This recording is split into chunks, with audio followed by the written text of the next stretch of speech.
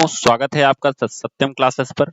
आज के इस वीडियो में हम लोग डिस्कस करने वाले हैं समुच्चय का पार्ट 4, जिसमें इसके पहले हमने जो जो चीजें पढ़ ली है वो मैं आपको एक बार दिखा देना चाहता हूं।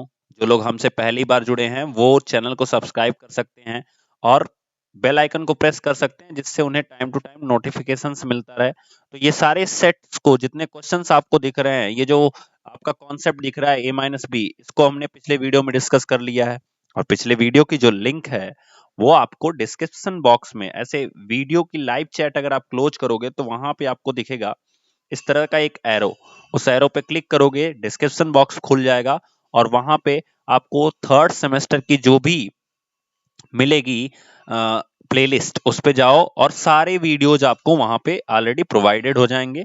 तो तीसरे पार्ट में हमने ये सारी चीजों को डिस्कस किया था। सेट, जिसमें हमने पढ़ा था यूनियन क्या होता है, इंटरसेक्शन क्या होता है। ठीक है, फटाफट से सब लोग जुड़ जाओ। Good morning, good evening, good evening.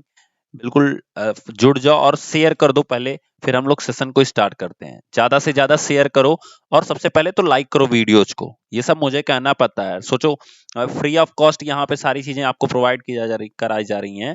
तो वही होता है ना कि आपको पता है नहीं तो बंदर क्या जाने अदरक का स्वाद। तो वही चीज है कि अभी अदरक आपको फ्री में मिल रही है, इसलिए उसका स्वाद तो आपको लग नहीं रहा है ना। तो अगर फ्री में मिल रही है तो कम से कम शेयर तो कर सकते हो। आज पहले सब लोग फेसबुक, व्हाट्सएप, हर जगह शेयर करो। अब देखो ये सब चीजें, जिसमें अगर मैं शुरू से बात करूं तो शुरू में हमने सेट पढ़ा था। सेट क्या होता है, जैसे आप देख रहे हो ये टेबल का एक सेट है आपके सामने। इसी तरह से मैंने सबसे पहली चीजें जो हमने पढ़ी थी वो हमने ये पढ़ा था। ध्यान से देखिएगा कि सेट क्या होता है। तो देखो ये आपके सामने एक टी सेट रखा है, इससे रिलेटेड मैंने पहले वीडियो में आपको बताया था। उसके बाद ये जो सेट है आपके सामने टेबल वाला, वो भी मैंने आपको डिस्कस किया था। सेट का मतलब होता है एक डिफाइन चीजें होती हैं। किसी भी डिफाइन चीजों का जो कॉम्बिनेशन होता है। डिफाइन मतलब, अब अगर मैं बोलूं आपसे मोबाइल का सेट रखो, तो मोबाइल के सेट में आप कभी आलू प्याज नहीं रख सकते हो। ठीक है ना। तो आपने डिफाइन कर दिया कि भैया गैजेट जो होता है मोबाइल का ही होना चाहिए, उसमें लैपटॉप भी नहीं रख सकते हो। तो मोबाइल के सेट का मतलब होता है डिफाइन कर दिया आपने कि उसमें क्या चीजें हो सकती हैं। ठीक है। अब उसी तरह से सेट जो होता है समुच्चय, उसके कितने प्रकार होते हैं, उसके यहाँ पे आपके सामने नीचे कुछ प्रकार दिए गए। एम्प्टी सेट का मतलब होता है इसको हम रिप्रेजेंट कैसे करते हैं। मैं केवल रिप्रेजेंटेशन बता रहा हूं, जिससे आपका दिमाग एकदम ताजा हो जाए कि हमने क्या पढ़ा था और क्या हमें याद रखना है। तो ये होता है एम्प्टी सेट को रिप्रेजेंट करने का मतलब। फाइनाइट सेट का मतलब हिंदी में बोलते हैं परिमित समुच्चय। परिमित समुच्चय का मतलब होता है कि जिसको हम डिफाइन कर सकें। जैसे अगर मैं बोलूं प्रथम 5 प्राकृतिक संख्याएं, तो 1 2 3 4 और 5 हो गई।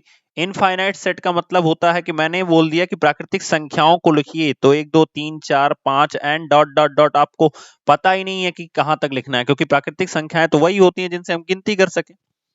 तो जब हम गिनती कर सकते हैं, ठीक है, तो उन चीजों के थ्रू हम परिमित तो नहीं लिख सकते हैं, क्योंकि हमने ये कहा ही नहीं गया है कि कहां तक की संख्याओं को लिखना है। हमें कहा गया है कि सिर्फ प्राकृतिक संख्याएं लिखनी है, और उसी के बेस पे हमने ये इनफाइनाइट सेट लिखा है। अगला है इक्वल सेट। क्या होता है, जब दो समुच्चयों के अंदर अवयवों की संख्या के साथ साथ अवयव भी समान हो तो उन्हें हम इक्वल सेट बोलते हैं। जैसे मान लीजिए एक आपके सामने दिया गया है 1 2 3 और दूसरा लिखा गया 3 2 1, तो इनमें अवयवों की संख्या और अवयव दोनों समान है, तो इसे हम इक्वल सेट बोलते हैं। इक्विवेलेंट सेट क्या होता है, जिसमें दो समुच्चयों के अवयवों की संख्या केवल समान हो। अब मान लीजिए a इजिकल्स टू 1 2 3 दिया गया है, b is equals to x y z दे दिया गया है, तो इसमें भी 3 अवयव हैं, इसमें भी कितने अवयव हैं, 3 अवयव हैं। तो अवयवों की संख्या यानी सदस्यों की संख्या अगर समान है तो उसे इक्विवेलेंट, जिसे हिंदी में तुल्य समुच्चय बोलते हैं, और इसे हिंदी में समान समुच्चय बोलते हैं। इसे हिंदी में अपरिमित समुच्चय बोलते हैं। इसे हिंदी में परिमित समुच्चय बोलते हैं, और इसे हम बोलते हैं रिक्त समुच्चय, पहले वाले को। ठीक है, तो आप लोग नोट कर लीजिए ये सारी चीजों को। उसके बाद हमने पढ़ा था आपके सामने यूनियन, इंटरसेक्शन, जो कि मैंने आपको बता दिया था। a-b भी हमने डिस्कस किया था। ये क्वेश्चंस को हमने डिस्कस किया था दोस्तों, जो आपके सामने आ रहे हैं। ये सारे क्वेश्चंस मैंने लास्ट वीडियो में लगा दिए हैं। आज के क्वेश्चंस आंसर को हम लोग स्टार्ट करते हैं। तो पहला क्वेश्चन हमारे सामने आ रहा है, p equals to 15 16 17 18 19 20। 15, 16, 17, 18, 19, 20। Q is equals to 15, 20, 25 और 30। आपसे पूछा गया है P इंटरसेक्शन Q। कल मैंने बहुत सारे आपको वर्क भी दिए थे कि जितने भी समुच्चय थे उनके आपको A minus B, A intersection B, फिर A यूनियन बी, ये सारी चीजें मैंने आपको फाइंड आउट करने के लिए दिया था। तो बहुत सारे लोगों ने किया भी था, कुछ लोगों ने टेलीग्राम ग्रुप में भेजा था। तो अगर आप लोग नहीं जुड़े हो तो आप लोग टेलीग्राम ग्रुप के लिए भी लिंक आपको डिस्क्रिप्शन बॉक्स में मिल जाएगी, वहां पे क्लिक करो और उस लिंक पे क्लिक करो, टेलीग्राम पे अपने आप जुड़ जाओगे। ठीक है, चलिए। तो इंटरसेक्शन का मतलब होता है कॉमन, जो P में भी हो और किस में हो, Q में भी हो। तो हमारा आंसर क्या हो जाएगा, देखिए आंसर हो जाएगा हमारा 15। अच्छा, 15 का तो हमारा खेल खत्म। 16 है, नहीं है। 17 है, इसमें भी नहीं है। 18 है, नहीं है। 19 है, नहीं है क्या फिर 20। तो हमारा आंसर हो जाएगा 15 और 20। ये हमारा आंसर है।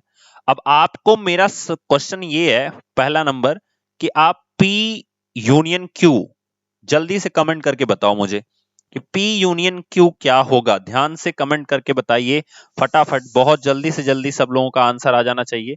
तो हमारा P यूनियन Q जो है वो आप मिला सकते हो, क्या होगा।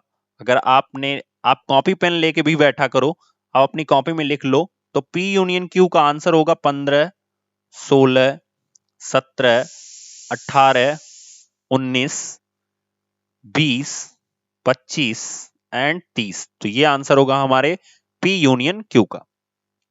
अगर मैं आपसे दूसरा क्वेश्चन यही ये पूछ दूं कि P माइनस Q आप फाइंड आउट कर दो, तो मैंने आपको तरीका क्या बताया था कि P माइनस Q का मतलब क्या, यहां पे P है, इसका मतलब आंसर में P के ही एलिमेंट लिखे जाएंगे। मतलब 15, 16, 17, 18, 19, 20 में से ही आंसर होगा। तो अब आंसर कौन सा होगा, आंसर वो होगा जो Q में नहीं होगा। तो दूसरी भाषा में समझो, पहले तो आप P और Q में जो मिलते हैं उनको काट दो। तो हमने 15 को भी काट दिया, हमने किसको काट दिया, 20 को भी काट दिया। अब हमें Q में क्या बचा है, इससे कोई मतलब नहीं है। क्यों, क्योंकि यहां पहले क्या लिखा गया है, P। तो मतलब इससे है कि P में क्या बचा है। तो P में क्या बचा है, 16, 17, 18, 19। ठीक है ना। फिर से समझिए, आपको सिंपल सा काम करना है कि पहले दोनों में जो कॉमन है वो काट दो, उसके बाद जो P में बचेगा वही आपको लिख देना है। जैसे अगर एक एग्जांपल और लें हम, कि अगर मैं पूछ दूं Q माइनस P बता दो कितना होगा, तो देखो यहां पहले क्या लिखा गया, Q, यानी हमें Q में क्या बचा है इससे मतलब है। तो 15 और 20 तो कट गया, बचा क्या, 25 और 30। मतलब ये कि जो चीज पहले लिखा होता है उसी के ब्रैकेट से हमें मतलब होता है। ठीक है ना। चलिए नेक्स्ट क्वेश्चन देखते हैं। A is equals to 6, 8, 11, B is equals to 1, 2, 3, then A intersection B. What a question. देखिए A intersection B, अब आप कहोगे सर कुछ कॉमन है ही नहीं। देखो 6, 8, 11 है, यहाँ पे 1, 2, 3 है, कुछ कॉमन नहीं है। तो भैया जब कुछ कॉमन नहीं है तो इसे ब्रैकेट बना के छोड़ दो ना।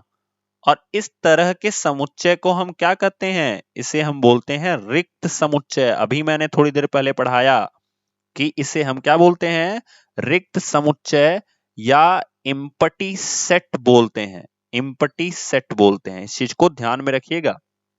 ठीक है। अब अगर मैं आपसे पूछूं A यूनियन B बता दो, तो क्या करना है, दोनों को जोड़ देना है। यानी 1, 2, 3, 6, 8, 11। अब कुछ लोगों को लग रहा होगा सर आप ये वाला पहले लिख दिए, ऐसा कुछ नहीं है। ये नंबर छोटी थी तो इनको हमने पहले लिख दिया, ये बड़ी थी तो बाद में लिख दिया। आपका मन, आप ऐसे भी लिख सकते हो 6, 8, 11, 1, 2, 3, जैसे मन करे।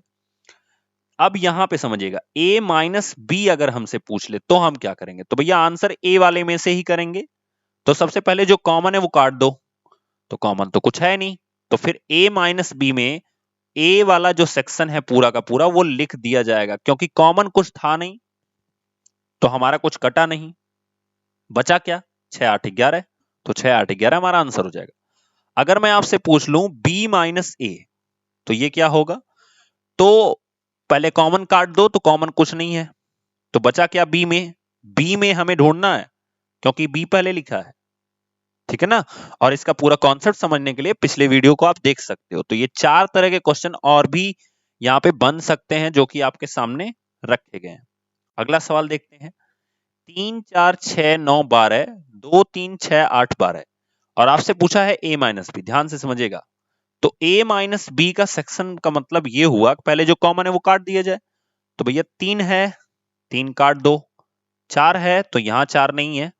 6 है तो 6 काट दो। 9 है तो यहां बी में 9 नहीं है। 12 है तो 12 काट दो। अभी पूछा क्या है, a माइनस बी। तो a माइनस बी का मतलब होता है जो चीजें a में बचेंगी उसे लिखा जाएगा। तो यहाँ पे a में क्या बचा है, 4 और 9। अगर हमसे पूछ लेता b माइनस ए, तो जो कॉमन है वो तो कट गई है, लेकिन अब आंसर होगा बी के सेक्शन से। तो बी के सेक्शन में 2 ही लोग बचे हैं, कौन कौन से, 2 और 8। अब अगर आपसे पूछ लेता ए यूनियन बी बता दो, तो हम दोनों को क्या कर देते, जोड़ देते। लेकिन जो चीज एक बार है उसे हम एक ही बार लिखेंगे। जैसे जोड़ने का मतलब समझना ध्यान से, थोड़ा सा इसको इरेज कर लेते हैं, ठीक है। जोड़ने का मतलब समझना कि जो एक बार है उसे हम एक बार लिखेंगे। जैसे आपको 3 जो है वो क्या मिल रहा होगा, वो आपको 2 बार मिल रहा होगा। देखो 3 यहां भी है और 3 यहां भी है, तो इसे 2 बार नहीं लिखेंगे, एक ही बार लिखेंगे। इसका मतलब वो 2 हो गया, 3 हो गया, 4 हो गया, 6 हो गया, फिर 8 हो गया, फिर 9 हो गया, और क्या हो गया, 12 भी 2 बार है, इसलिए एक ही बार लिखेंगे। तो मतलब सबको मिला लेना है, बस एक बार उन तत्वों को लिखना है। अगर हमसे इंटरसेक्शन पूछ ले, तो इंटरसेक्शन का मतलब होता है कॉमन।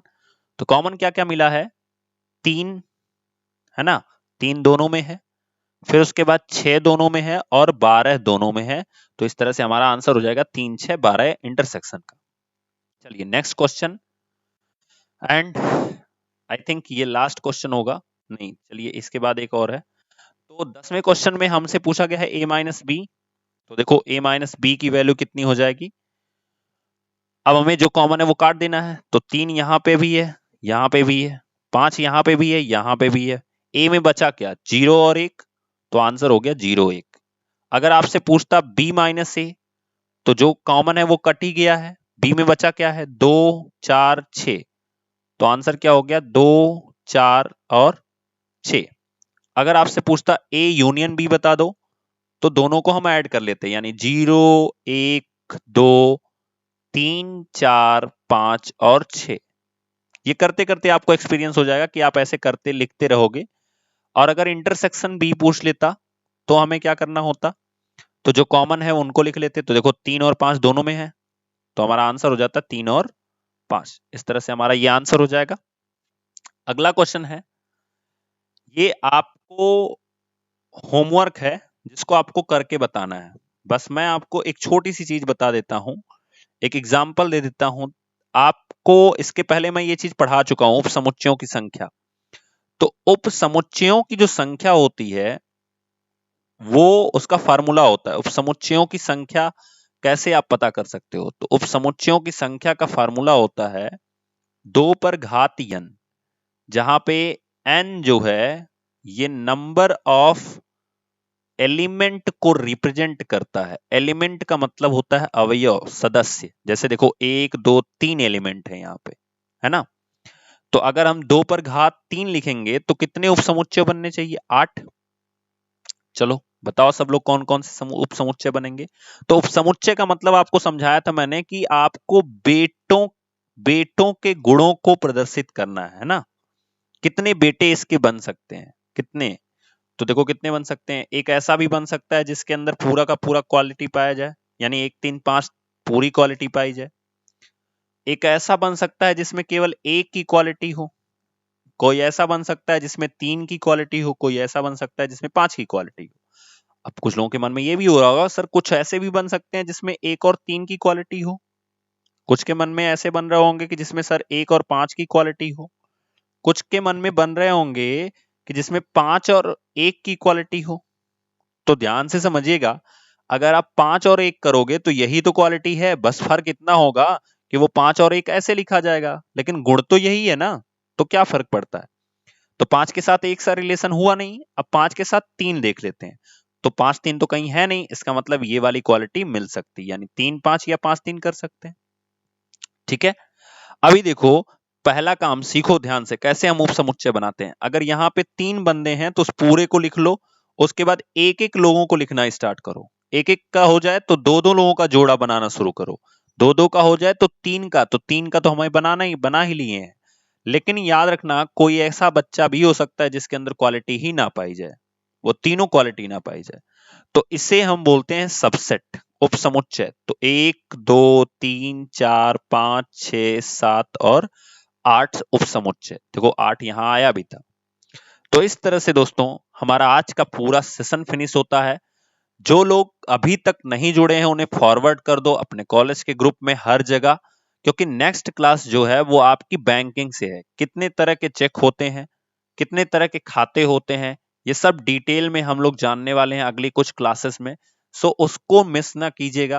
तब तक के लिए थैंक यू सो मच।